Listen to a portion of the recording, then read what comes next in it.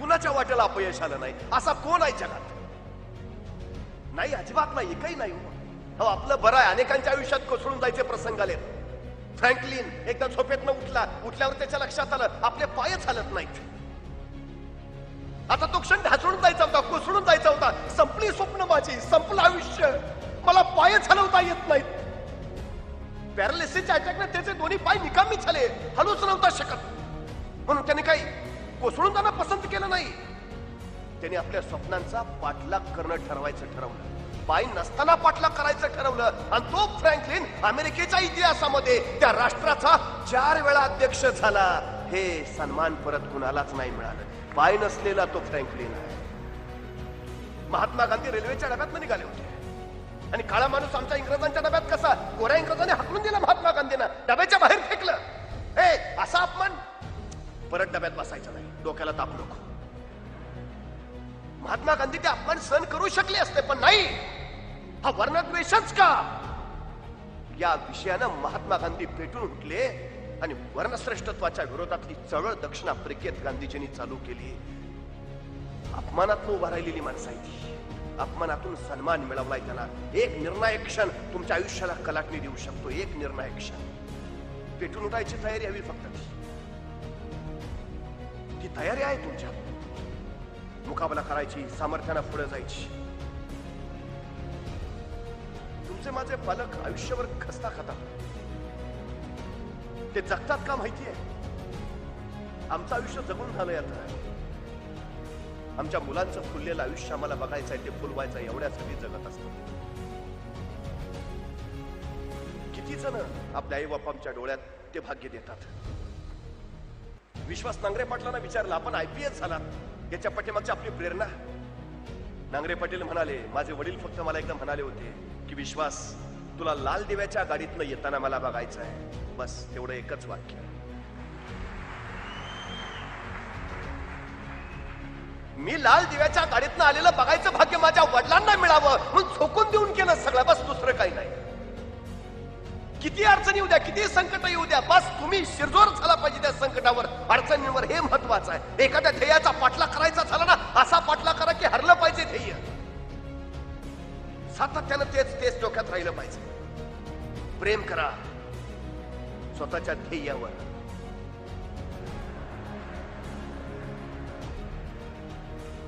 कुठलंही करा, मी तर त्याच्या पुढचं आहे.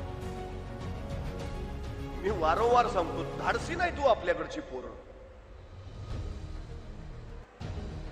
म्हणजे दिलके तुकडे आसपास लई विखुरलीत. त्यांना विचारायला, काय झालं रे बाबा, नकार दिला का? नाही हो म्हणला, विचारायचं धाडस झालं नाही. उपयोग काय तुमचा? नाही, जिल्हाधिकारी व्हायचं माझं स्वप्न होतं खूप, पण परीक्षेला बसायचं धाडस झालं नाही. तू तिथं झोप. जीवन नियम आहे, सांगा तर समोरच्याला कळेल.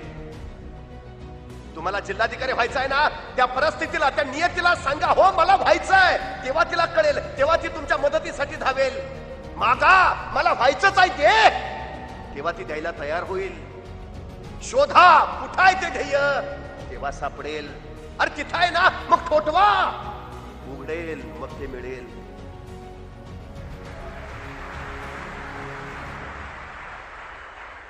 पण हे कसं मिळणं असतं? म्हणून मी सांगतो, प्रेम करायचं झालं ना, उगाच चिल्लर करू नका. प्रेम करायचं झालं तर मजनू सारखं प्रेम करा.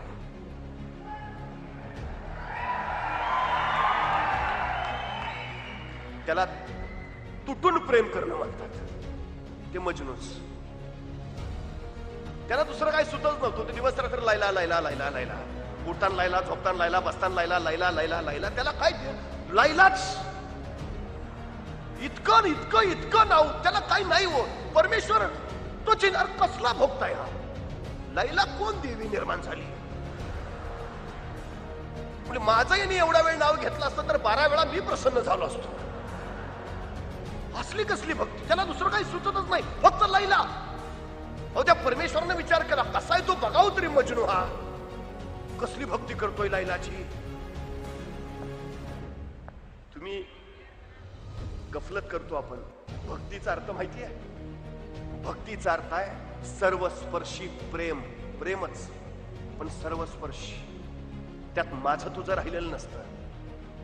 जे मीरेनं कृष्णावर केलं, जे राधेनं कृष्णावर केलं, ते प्रेमच होतं, पण ते इतकं सर्वस्पर्शी होतं. मग ती मीरेच्या प्रेमाची भक्ती झाली, राधेच्या प्रेमाची भक्ती झाली. तुम्हाला काय व्हायचंय?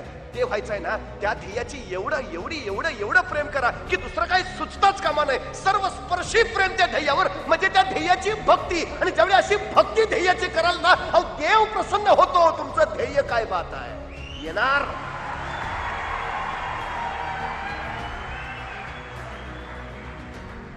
असं तुटून सर्वस्पर्शी प्रेम. जसं मजनू करत होता, देवाला वाटलं कसं आहे बघावं तरी, आणि डायरेक्ट देव आला ना प्रसन्न होऊन. तेच आपलं लैला चाललंय. मग देवाने सांगितलं, अरे मी आलोय. कोण? अरे मी परमेश्वर आहे. मग मी काय करू? अरे मी 12 वर्ष लोक तपश्चर्या करतात तरी येत नाही, मी तू न बोलावता आलोय. मग मी काय करू?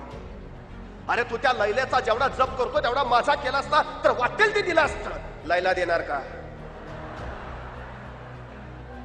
अरे लैले पाशी काय आहे? मी आलोय, साक्षात मी आलोय.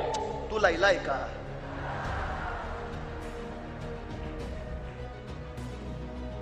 माघारा गेला हो देव. त्याला डिव्होशन म्हणतात, त्याला झोकून देणं म्हणतात. तुमच्या ध्येयाप्रत ते झोकून देणं घडायला हवं, ते डिव्होशन घडायला हवं. तेव्हाच म्हणतात. तिथं करणार नाही कुठे. स्वराज्य त्या डिव्होशन मधनं उभा राहिलाय, त्या झोकून देण्यात उभा राहिलाय. नाहीतर बघा ना, आमच्या तानाजीनं पोराचं लग्न काढलंय, पत्रिका द्यायला तो महाराजांकडे गेला. महाराजांना म्हणाला, रायबाच्या लग्नाला यायचं बरं का, मात्र राजांची जरा कोंडाण्यावर. ध्येय चुकलं नाही, सुटलं नाही. स्वराज्य ध्येय कोंडाण्यावर. आणि मग महाराज म्हणाले, ताना कोंडाणा घ्यायचं म्हणे होतं रे. तसं सर्दीशी उठला तानाजी, हातातल्या पत्रिका फेकल्या. राजा लगीन कोंढाण्याचं, मग रायबाचं, आणि पोराचं लग्न टाकून तानाजी कोंढाण्याचं लग्न करायला गेला. असा गेला की रायबाचं लग्न करायला परत आलाच नाही. हे डिव्होशन आहे, झोकून देणं आहे. ध्येयाप्रत नाही आला परत. मला प्रश्न पडतो कधी कधी, त्या तानाजीच्या जागी आजचा तानाजी असता तर त्यांनी पोराचं लगीन काढावा, पत्रिका द्यायला तो महाराजांकडे जावा, आणि महाराजांनी म्हणावा, ताना कोंडाणा घ्यायचं म्हणे आहे रे. सर्दीशी उठला असता तानाजी. बोलता काय राजा, पोराचं लगीन काढलंय राव, उद्या कुठं लगीन सराय ओके परत. बरोबर काय? नंतर पन्हाळ्याच्या वेळात राजे निसटले. बाजी प्रभू सिद्धोजी नाईक निंबाळकर सोबत राजे पुढाले, गजखिंडीत आले, आणि त्याच वेळी वार्ता मिळाली शत्रू पाठलागावर आहे. राजाने बाजी प्रभूंना सांगितलं, बाजी खिंड तुम्ही लढवा. काय मोजक्या जमानिशामी पुढे विशाळ गडाकडे जातो, तोपर्यंत बाजी खिंड तुम्ही लढवा. सगळी जबाबदारी बाजीवर. पण थोडी बाजी असं नाही म्हटला, राज सकाळपासून अंगात जरा कणकणच आहे, बाकी दुसरं कोण गावतंय का? हायच की परत मी. जबाबदारी टाळली नाही, शिर तुटलं. पण बाजीचं धडक तलवार फिरवत राहिलं. जबाबदारी पाळणं याला म्हणतात. एखादं ध्येय ठरलंय ना, मग त्या ध्येयापर्यंतची जायची जबाबदारी पत्करलीच पाहिजे. शेंडी तुटवा पारंडी, बस नाही जमणार, दुसरं गाठायचंच. आणि पोचायचं असलं तर सगळ्यात महत्वाचा नियम लक्षात ठेवा, सगळ्यात महत्वाचा. मी वारंवार, म्हणजे तुमच्या स्पर्धा परीक्षात आमचा मगाशी विषय झाला. आमचा सातारा जिल्हा तसा बागायतदारांचा जिल्हा म्हणून ओळखला जातो. 2 तालुके आहेत फक्त, तिथं दुष्काळ असतो सातत्यानं. मान आणि खटाव, पाणी पाऊस नाही, पडतच नाही, अजिबात नाही, विषयच नाही. पाणी, शेती पिकतच नाही. पण सातारा जिल्ह्यात स्पर्धा परीक्षेत सगळ्यात जास्त यशस्वी मुलं कुठली होत असतील? बागायती भागातली नाही, या 2 दुष्काळी तालुक्यात. का? पर्यायच नाही ना, इथं काय पिकतच नाही. मार्क पिकवावेच लागणार स्पर्धा परीक्षेत, पर्याय नाही. उतरलं ना या रस्त्यावर, एक काम करा. माझा तानाजी कोंडाणा घ्यायला गेला, उदयभान तानाजीचं तुंबळ युद्ध झालं, तानाजी मारला गेला आणि मराठी सैन्य पळून जायला लागलं. प्रश्न सूर्याची पुढे होता, भावाचा मृतदेह पडलाय, आपणही ढासळून कोसळून जावं, सैन्य पळतंय, पराभव पत्करावा. काय? तानाजीने तिथं निर्णय घेतला आणि परतीचे दोर कापून टाकले. सैन्यापुढे एकच विषय होता, आता दरीत उड्या टाकून तरी मारायचं, नाहीतर शत्रूला मारून तरी जगायचं. सैन्यानं दुसरा पर्याय पत्करला, कोंढाण्यावर विजय मिळाला. एखादं ध्येय ठरवलं ना, परतीचे दोर पहिले कापून टाका, तेवढंच मागतो. परत जायचे ठेवूच नका दूर, अजिबात नाही. पर्याय उपलब्ध झाला की संपलं का? नाही बघूया, चाललाय ट्राय, नाही झालं तर आहेच घरचं.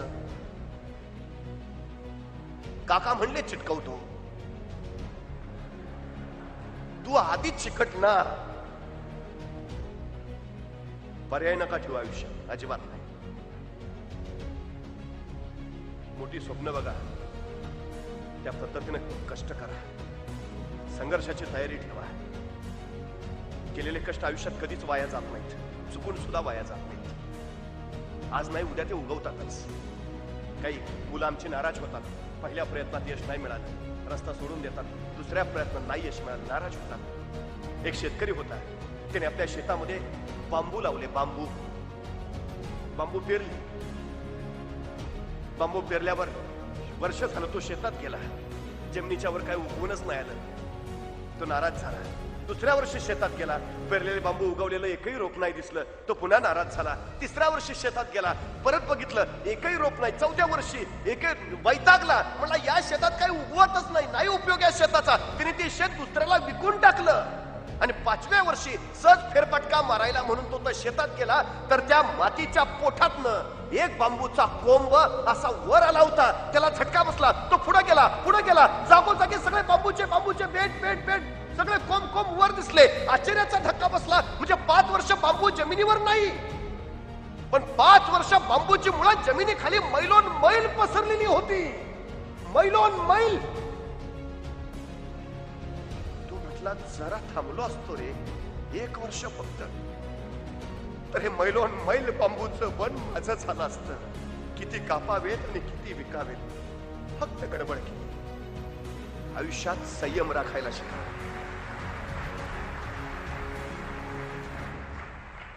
तुम्हाला असं वाटत असेल की तुम्ही केलेले कष्ट वाया जातो, केला अभ्यास वाया जातो. नाही, तो वर नाही दिसला तरी आत मैलोन मैल पसरत असतो मनाच्या रानात. तो कधीतरी उगवतो, येतो वर. त्यामुळे वाट पाहायला शिका, संयम राखायला शिका. संयमाच्या दाराशीच यश वाट बघत असतं. सगळी यशस्वी झालेली माणसं आहेत ती तशी. आणि न्यूनगंड तो पहिला बाजूला का, सचिन तेंडुलकरला इंग्रजी येतच नव्हतं. तो 10वीला नव्हे 12वीला इंग्रजीच्या पेपरमध्ये नापास आहे, पण आज 12वीच्या इंग्रजीच्या पुस्तकात सचिन तेंडुलकरवर धडा आहे. सगळ्यात महत्वाची गोष्ट, आपल्याला खूप वाटतं आपण याच्यासारखं व्हावं, आपण त्याच्यासारखं व्हावं. तुम्ही पाण्यावर तरंगणारा बदक बघितला असेल, खूप स्वस्त असतं, शांत असतं, निवांत असतं, मस्तपणे विहार करत असतं. आपल्याला वाटतं किती सुखी आहे, टेन्शन नाही पूर्व परीक्षेचं, इंटरव्ह्यूचं, हे झालं आपल्याच मागं सगळं लागलंय. फार बरं वाटतं त्या बदकाकडे बघून. पण त्या बदकाचं पाण्यावरचं स्वस्तपण जर अनुभवायचं असेल, तर पाण्याखाली त्या बदकाच्या पायाची जी जीवघेणी धडपड चालते ना, ती एकदी बघा, म्हणजे कळेल की पाण्याखाली पायाने अशी जीवघेणी धडपड करावी लागते, त्यावेळी पाण्यावरचं स्वस्तपण वाट्याला येतं.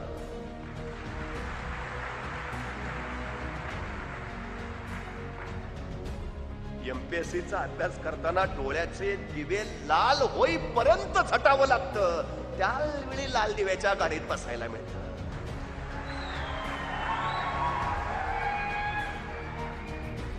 हे सोपं नाही. ठरवा. तुमच्याकडे भरपूर आहे. तुमचे पालक तुमच्यासाठी वाटेल ते करायला तयार आहे, वाटेल ते द्यायला तुम्हाला तयार आहे. काय अडचण आहे यश मिळवायला. आणि इतरांसाठी नका करू, स्वतःसाठी करा. जन्माला आलोच आहे तर काहीतरी करून जाईल यासाठी करा. हजारो माणसं येतात आणि हजारो माणसं मरतात. किराणा मालातनं माल न्यावा तशी माणसं यमराज घेऊन जातात. काहीच फक्त स्मरणात राहतात. अशा स्मरणात राहणाऱ्यांपैकी एक व्हा. गर्दीतले होऊन जाऊ नका. तुमच्या मागं गर्दी कशी जमा होईल असं काहीतरी करून दाखवा.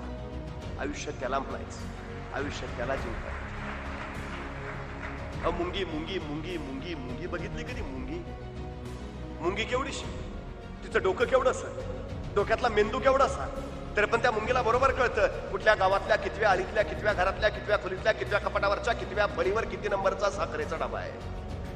सांगावं लागत नाही, रस्ता दाखवावा लागत नाही. मुंगी कणभरच असते पण मनभर साखर प्रस्त करते. मराठे सुद्धा कणभरच होते पण मनभर मोगल उद्ध्वस्त केले. तुम्ही कसे आहात, तुमची परिस्थिती कशी आहे याचा यशावर काही परिणाम होत नाही. तुम्ही किती कष्ट करता, तुम्ही संघर्ष किती करता आणि तुमची पुढे जायची इच्छाशक्ती किती आहे, त्यासाठी सातत्य किती आहे हे फार महत्वाचं आहे. 5 किलोमीटरची शर्यत एकानं जिंकली आणि त्या हजारो स्पर्धकांमध्ये 5 किलोमीटरची शर्यत जिंकणाऱ्या त्या स्पर्धकाला विचारलं तुमच्या यशाचे रहस्य. तो म्हणाला मी फक्त थांबलो नाही. माझ्या जिंकायचं एकच कारण आहे, मी फक्त थांबलो नाही. थांबू नका, फक्त सातत्यानं चालत राहा, चालत राहा. एकाला प्रश्न विचारला ही पृथ्वी कधी संपेल. तो म्हटला ज्या दिवशी तुला मुंगी थांबलेली दिसेल ना त्या दिवशी समज आज मुंगी संपेल. कधीच दिसणार नाही मुंगी थांबली, कधीच नाही. मुंगी व्हा तर रवा खाता येईल यशाचा. हे सगळ्यात महत्वाचं आहे. कर्तृत्ववान माणसाचं यश प्रत्येकाला दिसतं, संपत्ती प्रत्येकाच्या नजरेत भरते, पण त्याच्या पाठीमागचे कष्ट हे कधीतरी पाहायला हवेत. अमिताभ बच्चन अनेकांचा आयडॉल आहे. आज 70 सुद्धा स्वतःची जादू टिकवून आहे.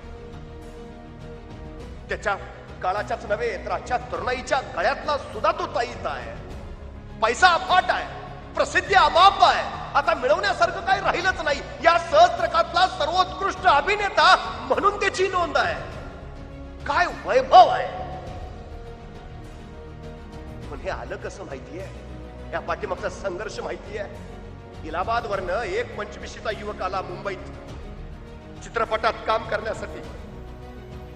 निर्मात्याची दारादारा छिदवू लागला, गटीबेटी घेऊ लागला, पण कुठं काम मिळेना, कुठे काम देईना. 6.5 फूट उंचीचा ताडमाड उभट चेहऱ्याचा हा पोरगा तत्कालीन काळाच्या हिरोंच्या पंक्तीत कुठं बसतच नव्हता. अरे हिरो कुठला, व्हिलन सुद्धा त्याच्यासारखा नव्हता. व्हिलन बरे सिनेमातले असा तो, त्याला कुणी काम देत नव्हतं. अहो गर्दीत सुद्धा उभा राहायला जागा नव्हती त्याला सिनेमात. तरी धडका मारत होता, तरी नशिबाची टकरा घेत होता. काहीतरी बनायचंय, काहीतरी करायचंय, बस नशीब वाजवायचंय. हेलपाटे मारत होता. कधीतरी एखादं काम मिळायचं, कुठतरी गर्दीतला सीन असायचा, बस पोटापाण्याचं चालून जायचं. पण बरेच दिवस काहीच नसायचं. वडापाव खाऊन दिवस काढले, काही वेळा नुसतंच पाणी पिऊन, काही वेळा फक्त 2 केळी घ्यायची आणि त्याच्यावर दिवस काढायचा. हे सोसलंय सगळं अमिताभ. त्या उमेदीच्या काळात त्याच्या पोटाचे जे हाल झाले, त्या हालानं त्याला एक आजार दिला, टेम्पररी डायबिटीस नावाचा.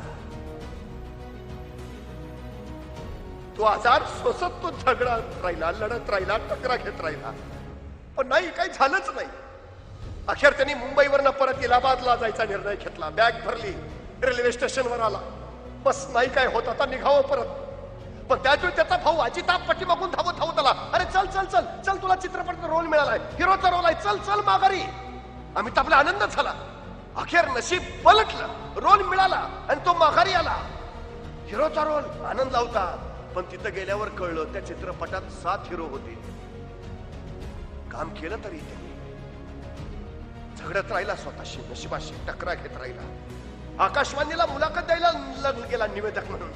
आकाशवाणीला त्याची मुलाखत झाली, पण आकाशवाणीनं स्पष्ट सांगितलं तुमचा आवाज निवेदकासाठी योग्य नाही. हकललं अमिताभला. जो आवाज जगाची जादू बनून राहिलाय तो आवाज आकाशवाणीनं हकलला. पण तेही अपयश त्यांनी सोचलं, सहन केलं, काळजात ठेवलं. परत हेलपाटे मारू लागला, झगडत राहिला नशिबाशी. अरे कुणी कुणी केलाय संघर्ष एवढा, कुणाच्या वाट्याला आलंय हे. आणि अखेर त्याला चित्रपट मिळाला. आणि 80च्या दशकामध्ये एक चित्रपट आला, आनंद नावाचा. पाठीमागचा सुपरस्टार राजेश खन्ना बरोबरचा त्याचा जुगलबंदीचा अभिनय गाजला.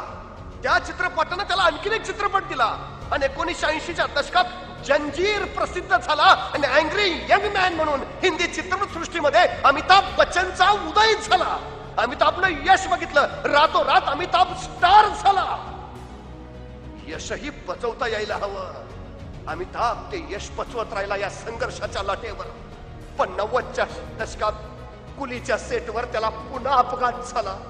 पोटात चुरा खुपसला गेला आणि अमिताभ जायबंदी झाला. मृत्यूशी धडका मारू लागला. सगळा देश चिंताक्रांत झाला होता. मंदिरात आरती केली जात होती, मशिदीत नमाज पडले जात होते, चर्चमध्ये घंटा वाजवल्या जात होता, अमिताभ वाचावा, अमिताभ वाचावा.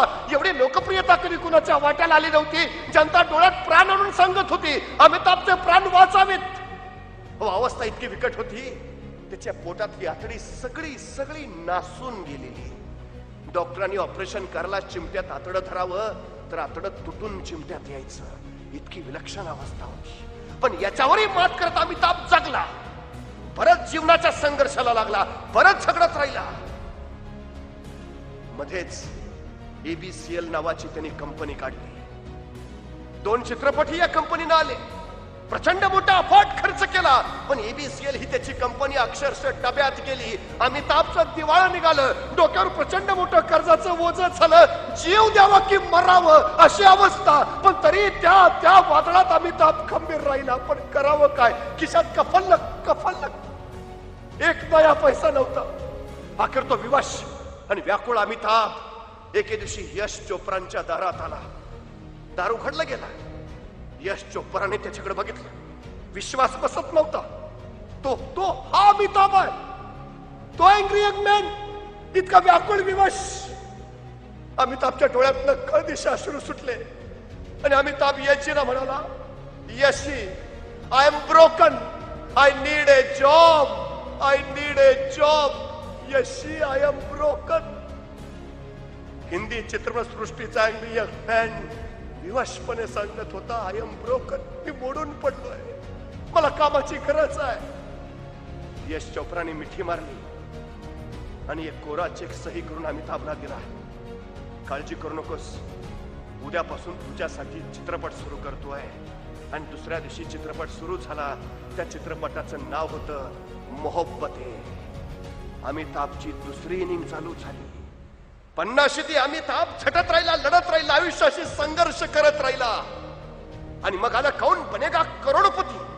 आणि या कौन बनेगा करोडपतीनं जसं स्पर्धकांना करोडपती बनवलं, तसं अमिताभलाही करोडपती बनवलं. अमिताभ पुन्हा महामार्गावर आला.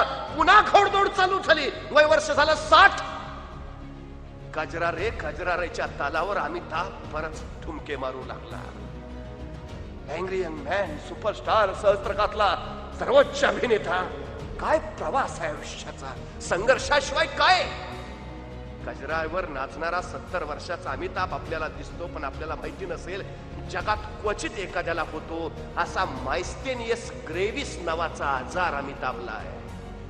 सकाळी गोळी खाल्ल्याशिवाय त्याला त्याच्या हाताचं बोटही हलवता येत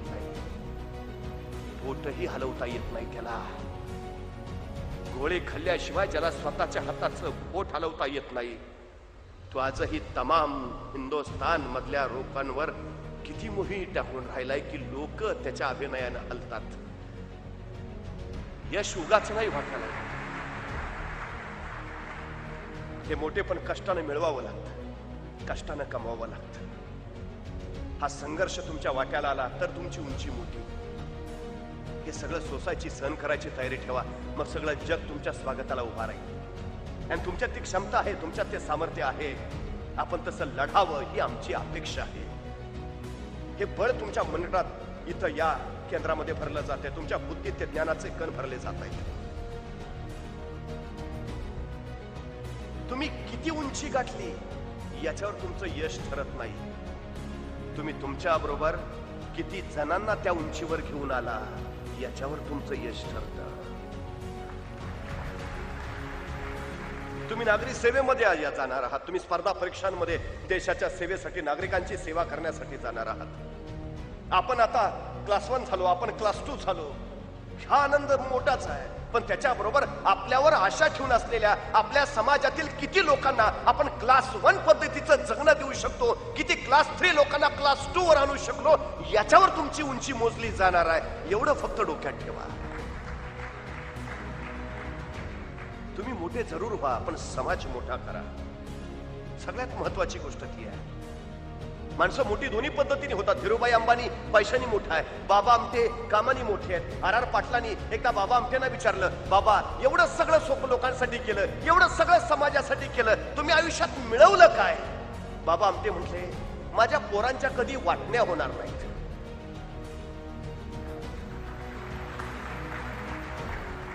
कारण वाटण्या होण्यासाठी मी बाकी कमवूनच काही ठेवलं नाही. मी फक्त संस्कार दिलाय. त्याच्या वाटण्या त्यांनी जरूर कराव्या, नवे संस्कार वाटतच राहावे त्यांनी. धीरूभाई अंबानीनं पैसा कमावला, धीरूभाई गेला आणि दुसऱ्या आठवड्यात वाटण्या झाल्या. काय कमवायचं ते ठरवून घ्या. इमारतीच्या उंची वाढलीत अलीकडं, पण माणसं मनानं खुजी झालीत. एका मिनिटात रशियात काय घडतं हे माझ्या टीव्हीच्या स्क्रीनवर मला दिसतं. पण ललिता पवार मरून पडली तर शेजारच्या फ्लॅटवाल्याला 8 दिवस माहिती नव्हतं. ही वस्तुस्थिती आहे. अमेरिकेतल्या मित्राशी मला एका मिनिटात संपर्क साधता येतो, पण घरातल्या माझ्या आईशी मला बोलायला वेळ नसतो. ही माझ्या अलीकडच्या स्पर्धेच्या युगातली खंत आहे. जग जवळ आलं, माणसं माणसापासून लांब गेली. ही सगळ्यात मोठी शोकांतिका आहे. सुविधांनी जग संपन्न झालं, पण संस्काराचं मात्र यात दैन्य निर्माण झालंय. ही सगळ्यात मोठी अडचण आहे. मला अपेक्षा ती आहे की आपण ते दैन्य दूर करावं. मी अनेक वृद्धाश्रमांना भेटी देत असतो. तुम्ही जा करीत. ज्या काळात माझ्या महाराष्ट्रातली पोरं शिकली नव्हती त्या काळात माझ्या महाराष्ट्रात एकही वृद्धाश्रम नव्हता. पण माझ्या महाराष्ट्रातली पोरं शिकली आणि महाराष्ट्राच्या तालुक्याला वृद्धाश्रमांची निर्मिती झाली. एखाद्या वृद्धाश्रमात जाऊन सहज विचारा एखाद्या म्हाताऱ्याला, तुमची पोरं काय करतात? तो वृद्धाश्रमातला म्हातारा सांगेल, माझा पोरगा डॉक्टर आहे, माझा पोरगा इंजिनियर आहे, माझा पोरगा वकील आहे, माझा पोरगा प्राध्यापक आहे. पण त्या वृद्धाश्रमातला एकही म्हातारा असा नाही म्हणणार माझा पोरगा अडाणी शेतकरी आहे. कारण अडाण्या शेतकऱ्याचे आई बाप कधीच वृद्धाश्रमात जात नाहीत. ही सगळ्यात मोठी वस्तुस्थिती आहे. मग शिकल्या सवरलेल्यांचे आई बाप जर वृद्धाश्रमात जात असतील तर हे शिक्षण काय कामाचं? कसलं शिक्षण मिळतं आम्हाला? जी पोरं आई बापाच्या उपयोगी पडणार नाहीत त्या पोरांचा उपयोग नाही. जे ज्ञान समाजाच्या कल्याणी जाणार नाही ते ज्ञान उपयोगाचं नाही. आणि जे अधिकारी लोकांच्या कल्याणासाठी झटत नाहीत त्यांचा अधिकार कुठल्या कामाचा नाही. तुम्ही किती कराल हे मला माहिती नाही, पण जेवढं जमेल तेवढं करा. एका ठिकाणी आग लागली होती आणि एका चिमणीची ती आग विझवण्यासाठी जीवघेणी धडपड चालली होती. ती चिमणी चोचीत पाणी घ्यायची आणि त्या आगीवर नेऊन टाकायची, परत यायची, चोचीत पाणी घ्यायची, त्या आगीवर नेऊन टाकायची. एका कावळ्यानं बघितलं आणि कावळा त्या चिमणीला म्हणाला, अगं चिमणी कशाला धडपड करते? ती आग काय विझणार आहे का? अगं तू केवढी, तुझी चोच केवढी, चोचीत पाणी बसणार किती आणि ती आग विझणार तरी किती? कशाला धडपड करते? त्यावेळी ती चिमणी म्हणाली, हे बघ, माझ्या या धडपडीनं आग विझेल का नाही ते मला माहिती नाही, पण ज्यावेळी या आगीचा इतिहास लिहिला जाईल त्यावेळी आग लावणाऱ्यात नाही आग विझवणाऱ्यात माझं नाव लिहिलं जाईल. एवढं फक्त मला कळतं.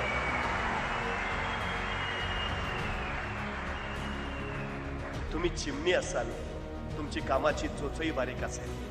माझी अपेक्षा फक्त एवढीच आहे, समाजाचं तेज समाजाला मिळावं आणि तुमचं नाव समाजामध्ये जे वाईट आहे ते निर्माण करणाऱ्या अग्नीला विझवणारं ठरावं. एवढी फक्त अपेक्षा करतो.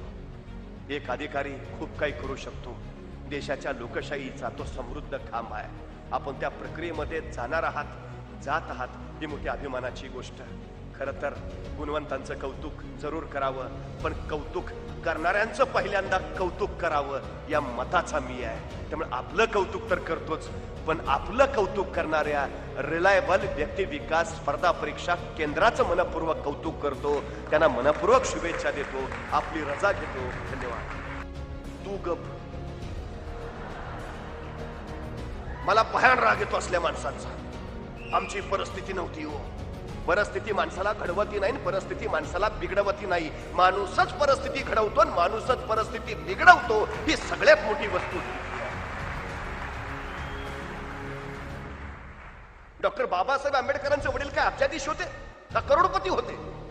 पुस्तकं विकत घेऊन देता येत नव्हती बाबासाहेबांना. वाचनाची आवड आहे पण नाही घेता येत. एक वेळ उपाशी राहायचे पण पोरला पुस्तक आणून द्यायचे. परिस्थिती नाही आडवी आली तिथं. आणि आंबेडकरांचा सगळ्यात मोठा गुण माहिती आहे, त्यांच्या आयुष्यात त्यांनी वाचलेलं एकदा पुस्तक त्या आयुष्यात पुन्हा कधीच विसरत नाहीत, कधीच विसरत नव्हते, चुकून नाही.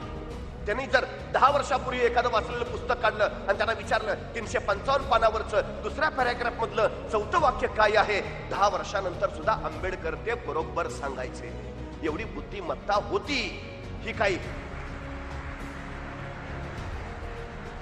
वरून आली नाही, त्यांना जरा दिलंच असेल जास्त नाही.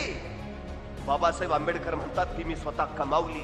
कशी कमावली? माझ्या परिस्थितीतून कमावली. कारण माझ्या वडिलांची आर्थिक स्थिती अशी नव्हती की मी पुस्तकं विकत घ्यावी. त्यावेळी ज्यावेळी एखादं नवीन पुस्तक माझ्या हातात पडायचं त्यावेळी मला वाटायचं हे पुस्तक मी विकत घेऊ शकत नाही. आता हातात पडलंय, उद्या आयुष्यात कधी मिळेल का नाही ते माहित नाही. त्यामुळे आताच असं वाचू की आयुष्यात पुन्हा वाचायची गरजच पडता कामा नये.